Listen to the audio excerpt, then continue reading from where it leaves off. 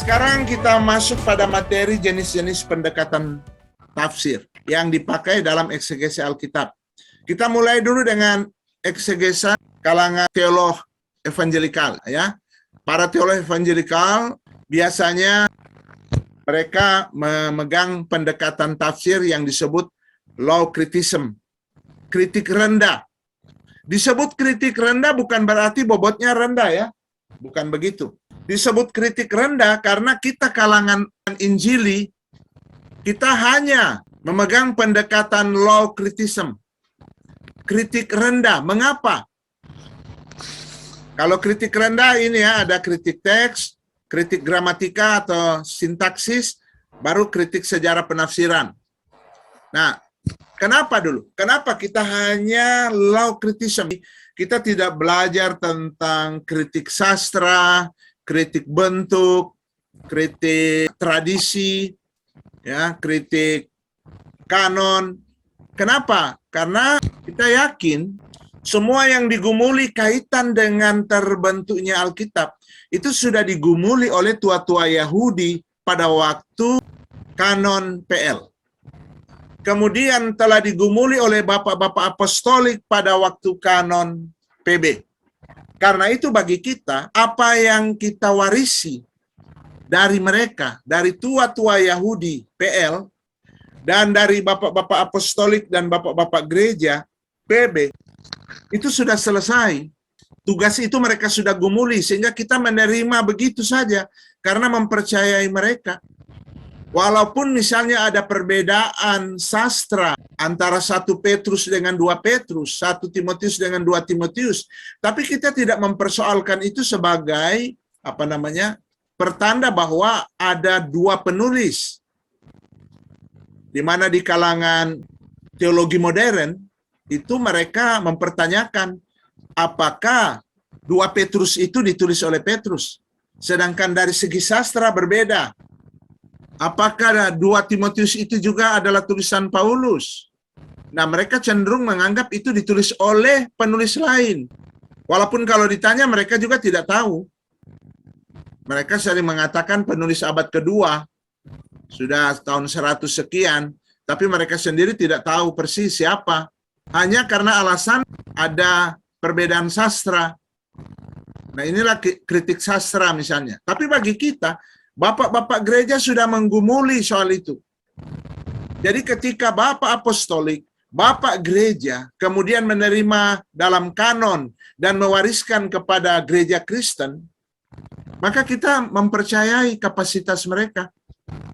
Itu maksudnya. Sehingga kita tidak mempertanyakan lagi. Misalnya apakah Kolose itu ditulis oleh Paulus? Kalau kita baca misalnya pengantar PB yang ditulis oleh William Markson, itu kalau di perpustakaan kampus STT itu ada banyak, walaupun dia dari kubu liberal, dia teolog dari Tübingen, ya, teolog Jerman. Pengantar Perjanjian Baru, William Markson. Misalnya dia meragukan bahwa Paulus yang tulis kitab Kolose. Dengan argumen-argumennya yang luar biasa dari segi historikal. Kita tidak boleh begitu alergi dengan orang-orang yang kita bilang liberal, ya, kalau menyangkut pendekatan historikal.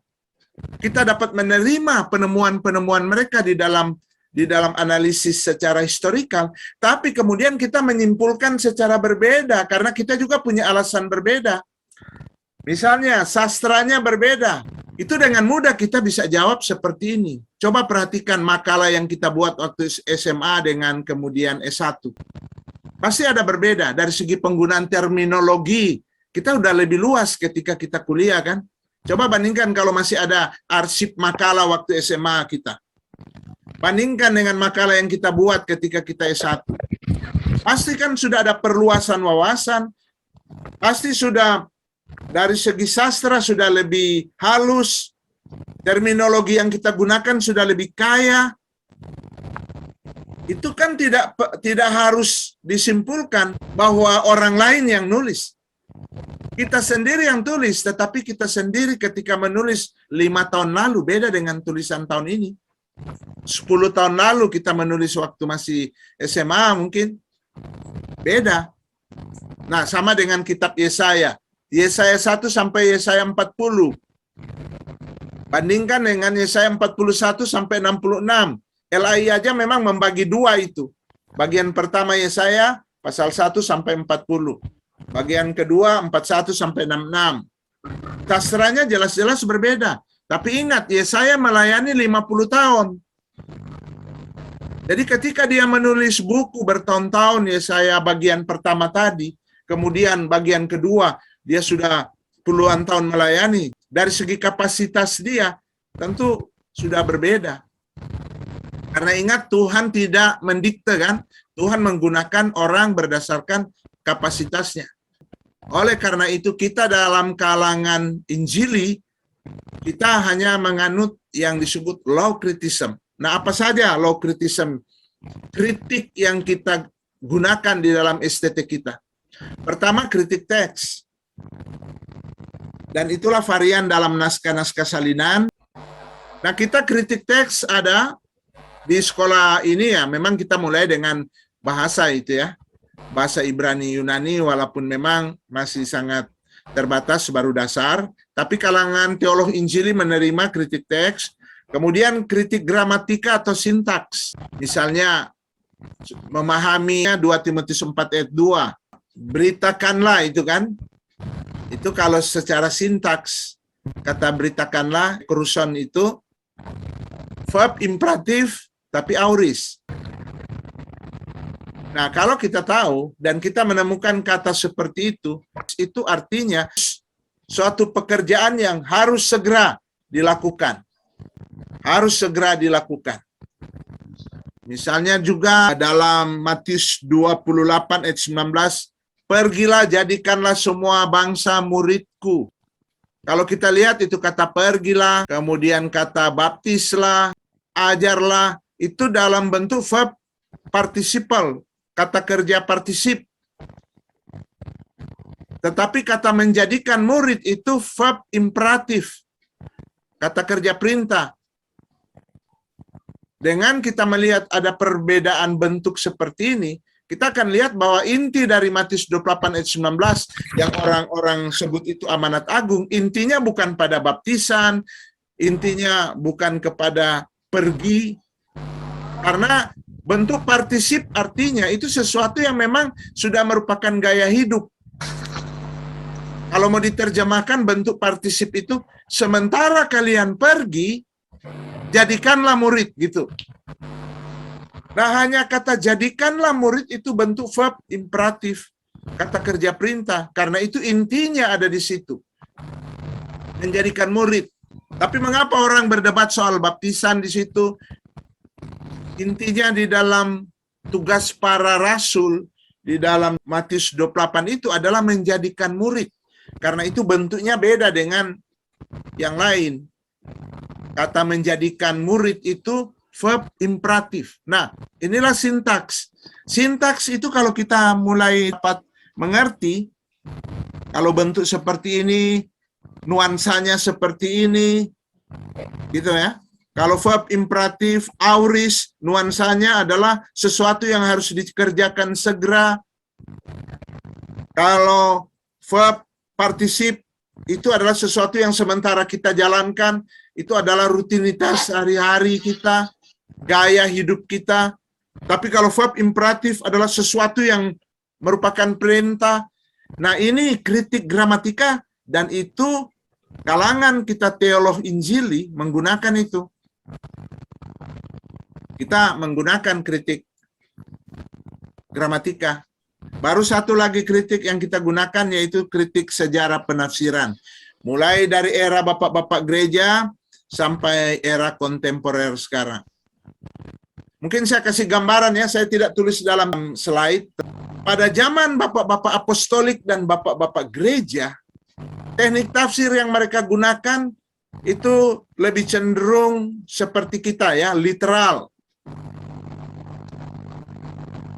Literal, kontekstual, gramatikal. Sebenarnya bapak-bapak gereja sudah memberi contoh kepada kita menerapkan itu. Meskipun ada satu bapak gereja yang kemudian memperkenalkan penafsiran alegoris ya. Siapa itu? Origenes. Origenes ya. Ya.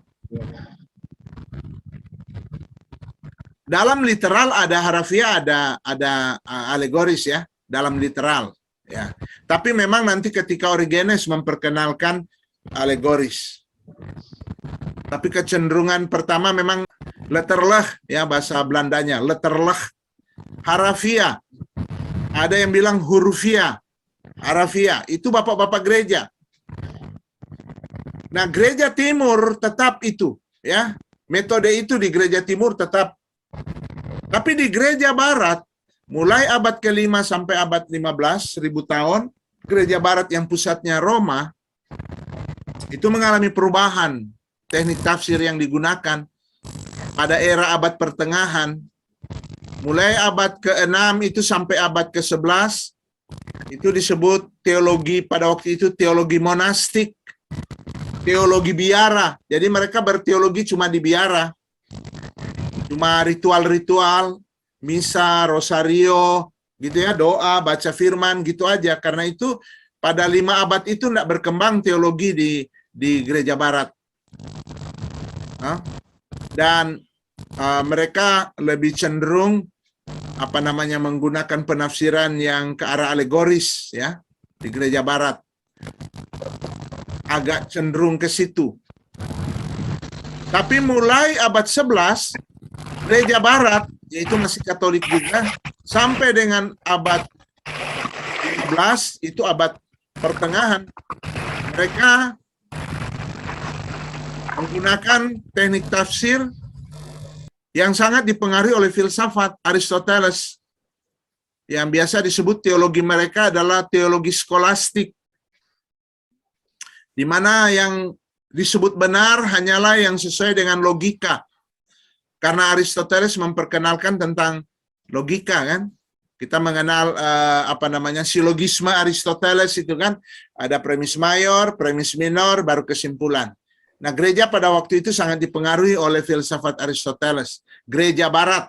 Sehingga itu teologi pada waktu itu hanyalah teologi yang sifatnya natural, yang dapat diterima oleh logika manusia. Karena itu, seorang teolog Katolik waktu itu, sampai sekarang teologinya masih dipakai oleh Katolik, namanya Thomas Aquinas. Dia memperkenalkan tentang teologi naturalisme. Teologi yang natural. Sampai hari ini mungkin Katolik masih di situ juga.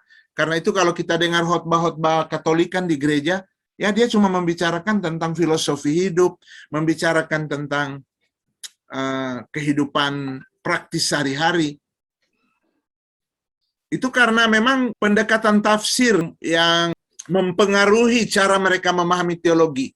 Nah, kemudian muncullah era reformasi gereja, dan tokoh-tokoh waktu itu kayak Luther, Calvin, Zwingli, Philip Melanchthon, Beza, Martin Bucer, mereka itu kembali lagi kepada teknik tafsir yang digunakan oleh bapak-bapak gereja. Tapi cuma satu abad, abad 17, ketika Eropa dikuasai oleh rasionalisme dan empirisisme, maka yang benar itu hanyalah yang masuk akal. Yang benar itu hanyalah yang sesuai dengan pengalaman hidup manusia, empirisisme. Tokohnya kayak John Locke, ya, empirisisme, dan itu menjadi tokoh dalam dunia pendidikan ya. Di pendidikan umum mereka yang belajar di IKIP misalnya banyak belajar teorinya John Locke. Kemudian dalam filsafat rasionalisme tokohnya misalnya René Descartes menekankan yang rasional. Maka di saat itulah muncul teologi liberal atau teologi modern. Baru kemudian teologi kontemporer lebih banyak dipengaruhi oleh filsafat eksistensialisme. Nah, itu mungkin akan didalami nanti di mata kuliah teologi kontemporer. Nah, itu sejarah, itulah sejarah penafsiran. Nah, kalau di era sekarang, sudah era postmodern, bagi mereka kebenaran itu majemuk. Kebenaran itu relatif lah, semua benar gitu. Semua benar tergantung hubungannya dengan siapa gitu. Jadi kebenaran itu relatif. Nah, itu di era postmodern. Jadi kalau ada penafsiran yang kemudian kita dengar agak aneh-aneh, sebenarnya itu karena pendekatan tafsir yang mereka gunakan. Bagi mereka, mereka anggap biasa aja. Karena apa? Karena memang pendekatan tafsir yang mereka gunakan. Nah, saya mau katakan bahwa penafsiran law criticism, yaitu kritik teks, kritik sintaksis, kritik sejarah, itu bapak-bapak gereja menggunakannya. Jadi kita kembali kepada teknik tafsir yang digunakan oleh bapak-bapak gereja. Itu kalangan evangelikal, kalangan injili. Jadi kritik teks berfungsi untuk mencari perbedaan-perbedaan makna dalam teks-teks salinan atau varian teks untuk menemukan keaslian makna pada teks-teks asli. Kemudian dari kritik teks ini diharapkan penafsir lebih teliti, mampu merekonstruksi kejadian dari teks, manuskrip-manuskrip yang ada, melacak penyampaian dari teks selama berabad-abad. Jadi dengan kritik teks, kita juga bisa melihat pemahaman teks itu di dalam sejarahnya, ya. Tapi kita boleh lebih teliti untuk memperhatikan makna teks tersebut sejak dari bapak-bapak gereja sampai kita sekarang. Itu berbeda seringkali pemanaannya oleh karena memang alat tafsir yang berbeda. Kemudian kritik tata bahasa, yaitu sintaksis dan gramatika, adalah usaha penafsiran dengan menaruh perhatian pada penentuan setiap susunan kata dari teks, menganalisis sebuah teks melalui bahasanya. Bahan untuk tata bahasa dapat menggunakan ensiklopedi Alkitab, leksikon, kamus-kamus Alkitab, dan konkordans Alkitab. Itu kalau tata bahasa, ya. Kemudian kritik sejarah adalah analisis terhadap tradisi yang melingkupi dan membentuk suatu teks. Metode penafsiran Alkitab dengan melihat sejarah dari suatu teks, bagaimana dimaknai oleh bapak-bapak gereja sampai era kontemporer. Nah, kita mempelajari itu. Nah, berikut kita akan lihat high criticism. Nanti sebentar, ya, ruang pertanyaan, saya selesaikan dulu ini. High criticism itu digunakan oleh teolog modern, eksegese kalangan teolog modern. Pertama, kritik sastra. Sebagai contoh tadi saya sudah singgung, sastra kitab Yesaya 1 sampai 40 dengan 41 sampai 66 dianggap berbeda, maka penulisnya menurut mereka berbeda. Memang sih kalau kita perhatikan berbeda. Kita yang agak tahu soal sastra, bahwa mulai bagian kedua pasal 41 sampai 66 sastranya itu lebih tinggi, ya. Tetapi kita tidak tiba pada kesimpulan bahwa penulisnya berbeda bagian pertama dan kedua itu. Seperti alasan tadi saya sudah kemukakan, bisa aja tetap ditulis oleh saya dua bagian yang sastranya berbeda oleh karena perkembangan kapasitas Nabi Yesaya sendiri.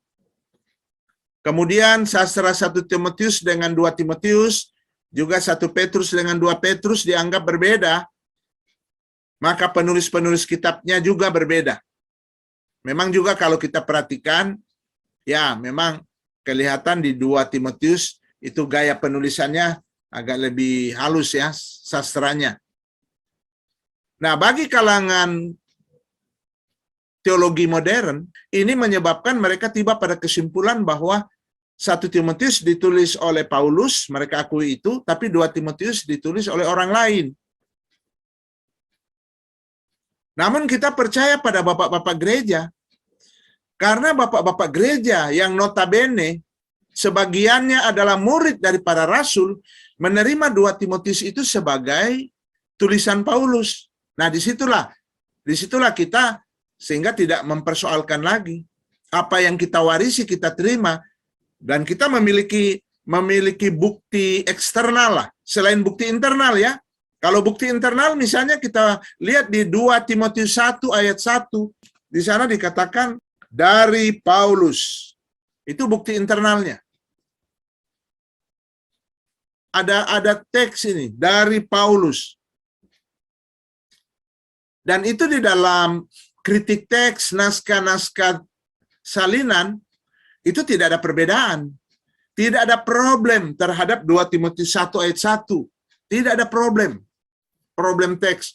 Beda kalau misalnya sebagian menulis orang lain. Nah, kalau sebagian menulis dari Yehuda, misalnya gitu. Waduh, kita juga bingung ya kalau sampai sebagian menulis dari Yehuda. Kemudian yang ini dari Paulus. Tapi kalau hanya sekelompok kecil naskah yang menulis dari Yehuda, itu kan sudah ditinggalkan. Itu ada penjelasannya di YouTube itu. Varian itu. Tetapi ternyata, ya ini saya baca dalam bukunya Metzger ya, Problem Teks dalam Perjanjian Baru. 2 Timotius 1 ayat 1, itu tidak pernah ada problem. Semua naskah salinan mencantumkan dari Paulus, Rasul Yesus Kristus. Artinya, kita kaum Injili punya bukti internal. Kemudian kita punya bukti eksternal, yaitu kesaksian dari bapak-bapak apostolik dan bapak-bapak gereja. Jadi walaupun kita hanya menggunakan law criticism, bukan berarti kita asal-asalan. Tetapi kita itu tidak mau cari persoalan, gitu ya. Tidak mau cari persoalan, karena apa? Kita lebih percaya kepada bapak-bapak gereja daripada teolog-teolog barat yang nanti muncul abad 20. Teolog barat seperti William Markson yang meragukan warisan dari bapak-bapak gereja. Saya kira kita lebih percaya kepada Papias. Kita lebih percaya kepada Polikarpus daripada kepada William Markson yang sudah hidup di abad 20, tetapi kemudian meragukan warisan yang kita terima dari mereka, sementara mereka adalah murid dari para rasul. Jadi walaupun dari segi sastra 1 Timotius dan 2 Timotius memang ada perbedaan, ya, apalagi kalau kita lihat ke sastra Yunaninya ya. Itu kalau kita belajar bahasa Yunani, kita akan lihat perbedaan. Contoh misalnya Markus. Waktu baca Injil Markus, waduh, kita akan lihat memang Markus ya awam sekali dia bahasa Yunani. Walaupun dia orang Yunani, tapi mungkin dia bukan dari kalangan terpelajar ya. Sehingga bahasa Yunani dia, itu kalau kita mengikuti pelajaran gramatika bahasa Yunani, banyak Markus itu menulis itu tidak lengkap seringkali. Meskipun di dalam kesederhanaannya itu pesan dari Tuhan tetap dapat disampaikan. Kalau bahasa Indonesia mungkin tidak begitu terlihat karena bahasa Indonesia kan tidak ada tense, tidak ada kasus. Sementara kalau kita baca kitab Ibrani, kita akan melihat bahwa kitab Ibrani itu ditulis dengan sastra yang sangat tinggi.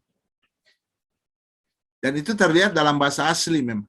Itu kita akan terlihat penulis kitab Ibrani itu betul-betul sangat paham dengan bahasa Yunani.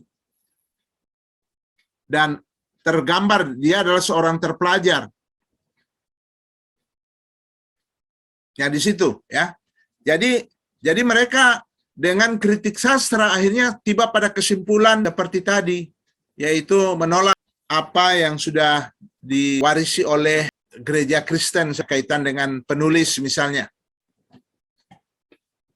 Kemudian tradisi hadits lisan, mereka juga ada ini, mempelajari legenda-legenda yang menurut mereka mendasari cerita Alkitab. Misalnya legenda tentang Asclepius, mirip dengan sejarah hidup Yesus. Tapi kan Asclepius ini kan sudah di abad ke-3-4 Masehi, baru ada legenda ini. Dan memang sengaja ditulis untuk melawan kekristenan. Nanti boleh pelajari tentang sejarah ini. Baru ada legenda tentang Herakles yang mirip dengan kisah Simpson. Kemudian ada legenda kelahiran dewa dari seorang perawan mirip kelahiran Yesus. Nah, bagi kita, soal kemiripan ini bukan berarti bahwa Alkitab mengadopsi cerita-cerita suku bangsa ini. Kalau kita membaca bukunya penulis buku Anak Perdamaian, Don Richardson, ya, yang pernah jadi penginjil di Papua tahun 70-an. Apa dia tulis di bukunya judul Anak Perdamaian? Dia bilang bahwa Allah sudah menaburkan konsep-konsep secara sederhana atau istilah-istilah secara sederhana pada suku bangsa sebagai batu loncatan bagi pekabaran Injil. Jadi artinya waktu kita masuk ke dalam komunitas suatu suku atau bangsa, maka di sana ada konsep-konsep yang mirip gitu. Misalnya Don Richardson, dia sebenarnya sudah mau pulang waktu itu, dia sudah putus asa. Karena waktu dia pendekatan lama dan setelah itu PA, setelah tiba pada cerita tentang penyaliban Yesus, kemudian ada ruang kesaksian biasa minggu depannya, ada yang bersaksi.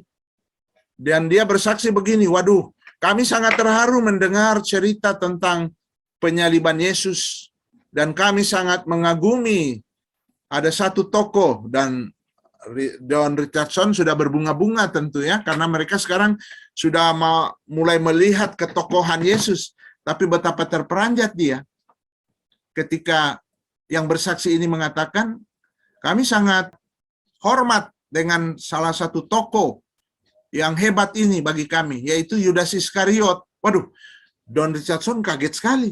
Loh, kenapa Yudas Iskariot? Ternyata dalam tradisi suku ini, untuk jadi pemimpin, dia itu mesti orang yang tega-tegaan gitu. Kalau dia dapat mengkhianati orang paling dekat, maka sudah dialah yang cocok jadi pemimpin. Jadi orang yang memang betul-betul tega-tegaan. Kalau dia dapat mengkhianati kekasihnya, istrinya, suaminya, dialah yang cocok jadi pemimpin. Jadi mereka kagum sekali dengan Yudas Iskariot dan bukan Yesus. Dan akhirnya Don Richardson merasa bahwa dia gagal untuk mendekati suku ini dan sudah mau pulang. Baru kemudian dia melihat ada kisah perang di depan rumah, biasa itu, pemandangan biasa. Dan dalam pertempuran itu tiba-tiba ada satu bapak merampas bayi yang ada di pelukan seorang ibu setelah dapat, dan dia bawa menyeberang ke tempat musuh dan menyerahkan bayi itu ke kelompok musuh mereka. Dan setelah bayi itu diserahkan, baru tenanglah pertempuran itu. Wah, Don Richardson begitu kaget. Dan kemudian dia akhirnya coba keluar dan tanya-tanya lagi, apa makna dari peristiwa itu. Baru diceritakan kepada mereka tentang tradisi anak perdamaian. Bahwa kalau ada dari salah satu pihak dan bermaksud mau berdamai, maka mereka harus menyerahkan bayi kepada musuhnya. Dan bayi ini akan dipelihara oleh pihak musuh. Selama bayi ini hidup, maka aman damailah. Tapi kalau sampai bayi ini mati, maka ulang lagi perang. Dan disinilah Don Richardson menemukan satu ide, ya, untuk memperkenalkan Yesus melalui tradisi ini, anak perdamaian. Ya, saya kira mungkin kita sudah banyak yang membaca ini. Jadi kemiripan-kemiripan seperti itu bukan sebagai bukti bahwa Alkitab meniru legenda-legenda di bangsa-bangsa lain seperti yang seringkali disimpulkan oleh kalangan liberal. Justru kemiripan-kemiripan seperti itu dipakai Tuhan untuk menjadi jembatan. Salah satu misalnya istilah dan konsep logos dalam Platonisme kan. Walaupun Yohanes bukan mengambil dari Platonisme. Karena dalam Platonisme logos itu kan berada pada urutan ketiga setelah Theos, Demiurge, baru Logos. Logos pun hanya salah satu dewa dari 300-an dewa.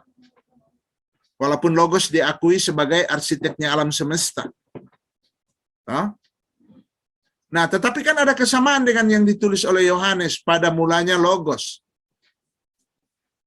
Dan ini sudah tentu akan menjadi jembatan bagi orang-orang Yunani. Mereka mengenal Logos sebagai arsiteknya alam semesta. Dan Yohanes memperkenalkan firman menciptakan langit dan bumi. Segala sesuatu dijadikan oleh Dia.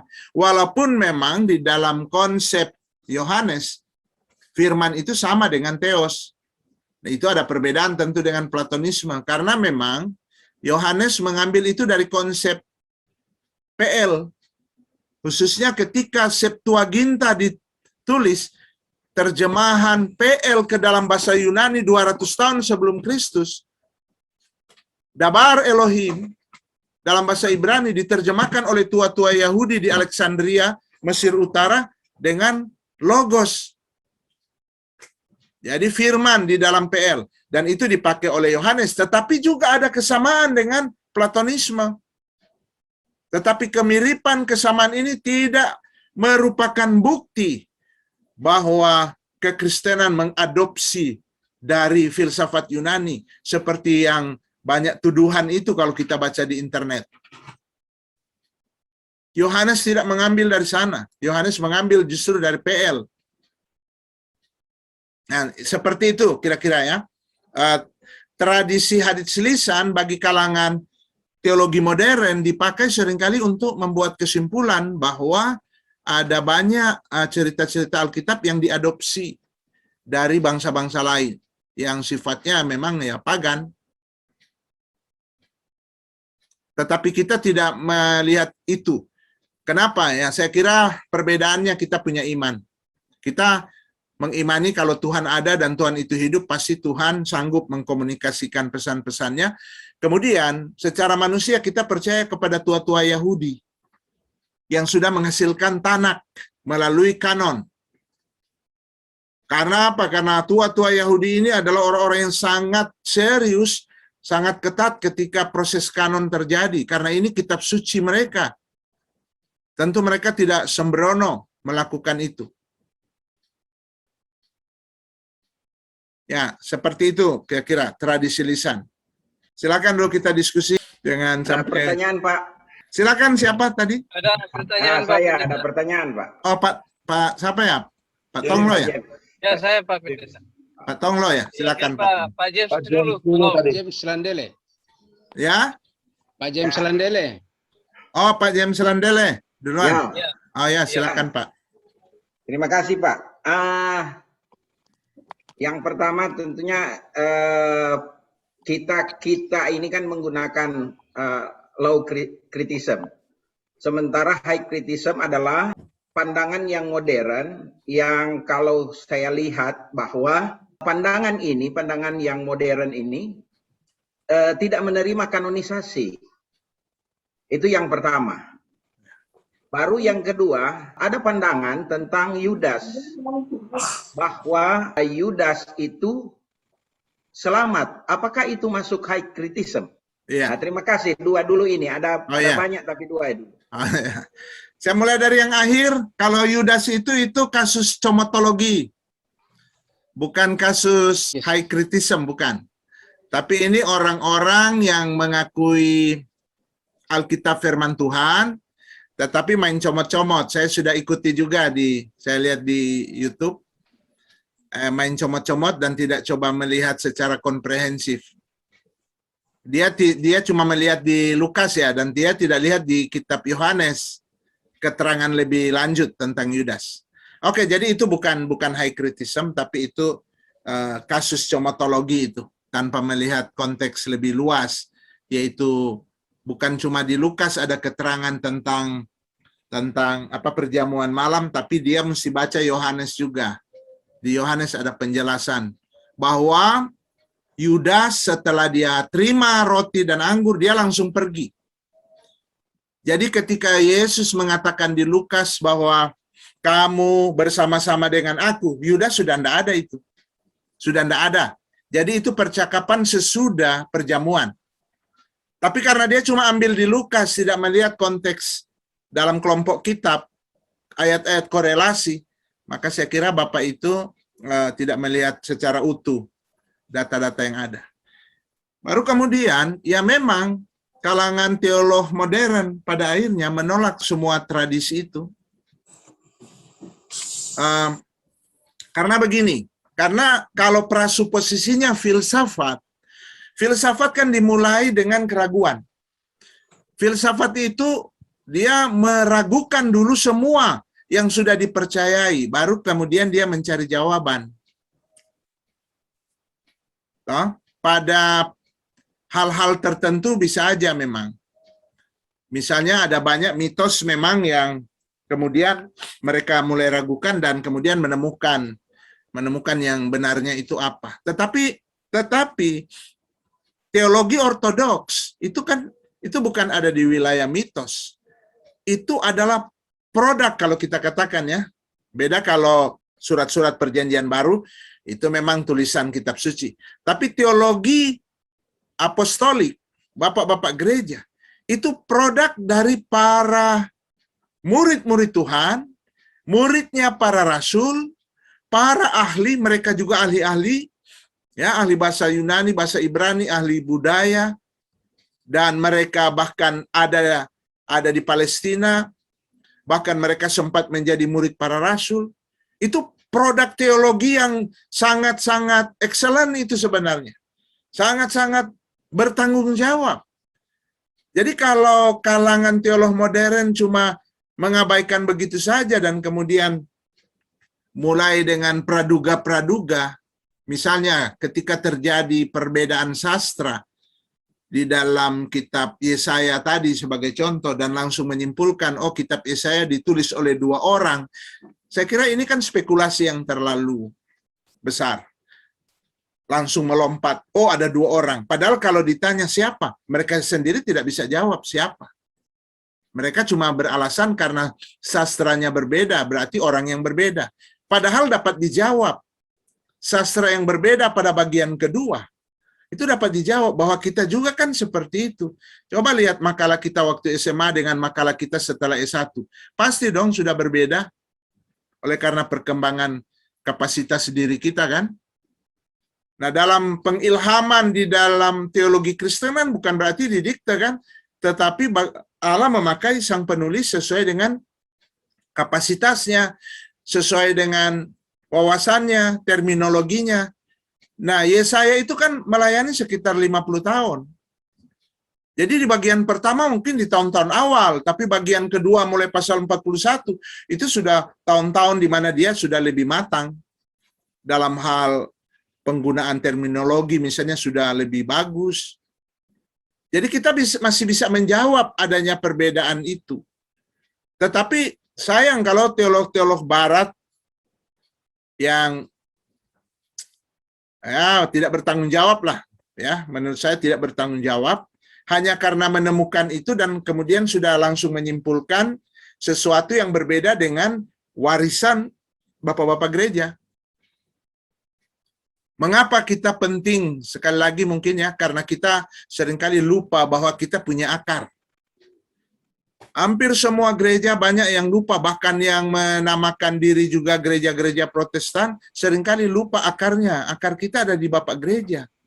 Dan Bapak Gereja itu akar dari seluruh gereja di dunia, termasuk gereja Ortodoks Yunani, Timur, itu akarnya ada di Bapak Gereja. Dan kita bersyukur pada Tuhan, bahwa mereka telah mewariskan kepada gereja sedunia hal-hal yang dapat kita terima bersama. Dan mereka menyimpulkan itu tentu melalui satu kajian ya. Contoh misalnya bukti internal 2 Timotius tadi saya tunjukkan. Itu tidak ada varian teks itu. Di mana 2 Timotius 1 dikatakan dari Lukas misalnya atau dari orang lain. Itu tetap ditulis dari Paulus. Dan dari 5.700-an naskah sama di dalam hal ini. Tidak ada varian itu.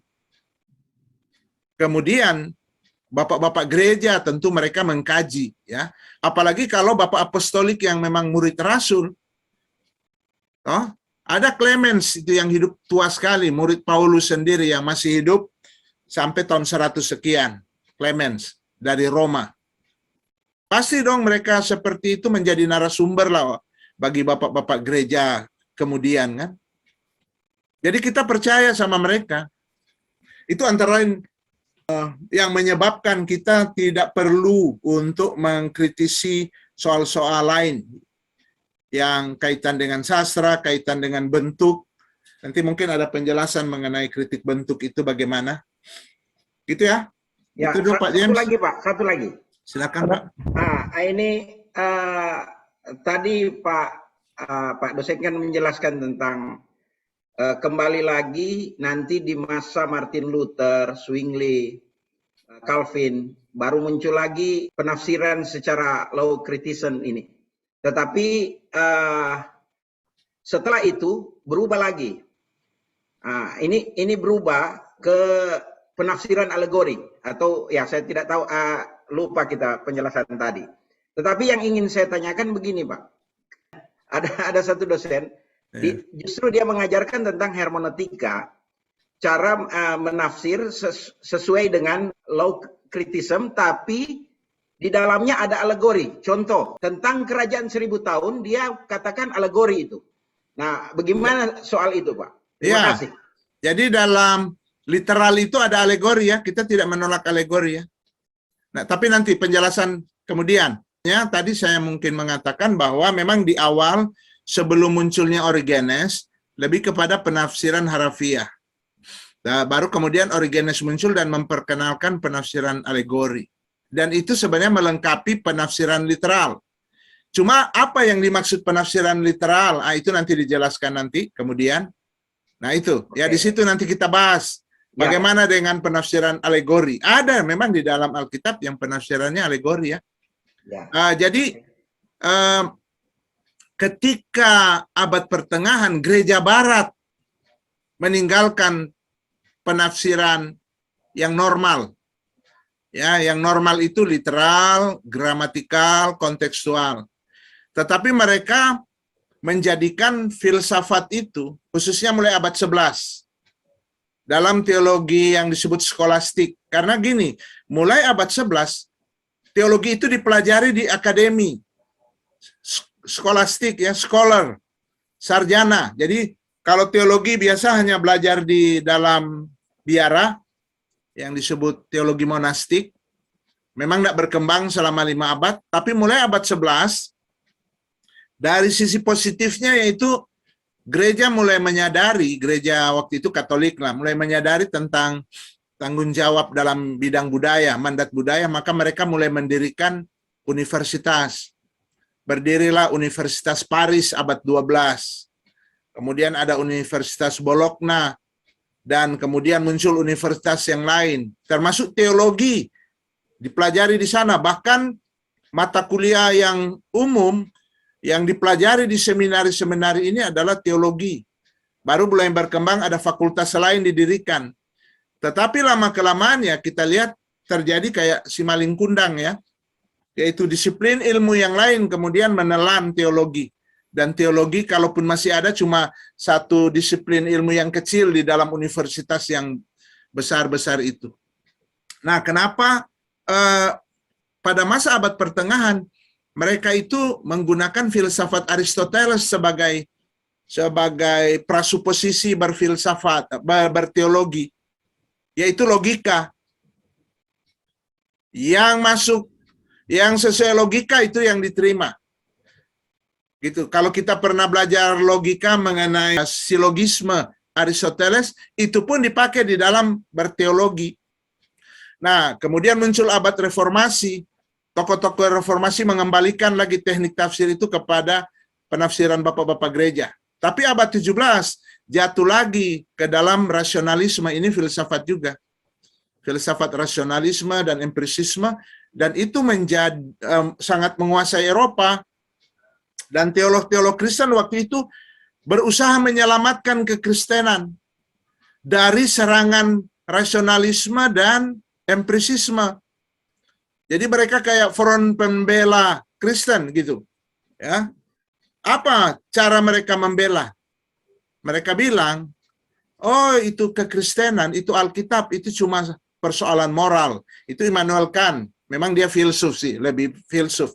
Immanuel Kant bilang bahwa kekristenan cuma persoalan moral. Jadi semua cerita yang lain sebenarnya tidak penting. Yang penting ajaran moral. Baru kemudian Ritschl bilang kekristenan itu cuma persoalan kebergantungan kepada Tuhan, perasaan. Kayak Eling, kalau dalam kejawen Eling, perasaan kebergantungan kepada Tuhan. Baru kemudian ada satu ya, siapa Schleiermacher? Oh, Schleiermacher yang bilang cuma perasaan ya. Kalau Albert Rizal, dia bilang kekristenan itu cuma persoalan nilai. Jadi kenapa? Karena mereka mau selamatkan kekristenan dari serangan rasionalisme. Karena yang dianggap mujizat-mujizat itu kan dianggap nggak masuk akal oleh rasionalisme. Tidak sesuai dengan teori empirisisme, sesuai dengan pengalaman sehari-hari manusia. Maka kekristenan itu cuma jatuh ke wilayah natural. Sebenarnya tidak ada bedanya dengan teologi abad pertengahan dari Thomas Aquinas, teologi natural. Nah, itulah teologi liberal kita bilang. Bawaan Stoa. Ya. Bawaan Stoa itu, Pak. Bawaan Stoa. Ya, kalau Stoa kan sejak memang era perjanjian lama ya, sudah muncul. Kalau Stoa sebenarnya pandangannya justru ada agak mirip kekristenan ya. Plato ya, Stoa itu mempercayai tentang dunia kekal. Kalau Epicurus, nah itu yang kita lihat di Kisah 17, Paulus berdebat dengan Stoa dan Epicurus. Kalau Epicurus lebih ke keduniawian, kepuasan badani. Nah, itu pada era sebelumnya lah. Tapi kalau era abad pertengahan, filsafat Aristoteles itu yang paling mempengaruhi teologi. Baru abad 17 untuk gereja barat Protestan, maksudnya ya, gereja barat Protestan itu ya empirisisme dan rasionalisme. Tetapi untung di abad 18-19 ya muncul lagi kalangan tokoh-tokoh Injil ya dari berbagai aliran. Misalnya kalau dari aliran Reform itu ada siapa itu yang menjadi penginjil di Amerika Selatan itu siapa? Jonathan Edwards ya. Dari kalangan dispensasional ada siapa? Moody ya. Ada Moody. Ada Darby juga muncul. Ya. Kemudian dari kalangan-kalangan lain lah. Ya, yang Injili. Abad 18-19. Tetapi juga pada saat itu Eropa dikuasai oleh teologi kontemporer. Nah, kalau teologi kontemporer ada mata kuliahnya memang khusus. Di S2 ada. Nah, di mana pada era kontemporer ini sebenarnya akarnya juga ada pada liberal tadi. Sebenarnya kalau di Indonesia banyak gereja-gereja tradisional banyak dipengaruhi oleh teologi kontemporer ini, khususnya pandangan dari Bartianisme ya, neo-ortodoks. Tapi itu nanti dibahas di dalam mata kuliah teologi kontemporer. Tapi kaitan dengan penafsiran, jadi kita lihat penafsiran model bapak-bapak gereja mengalami juga berbagai hantaman sebenarnya.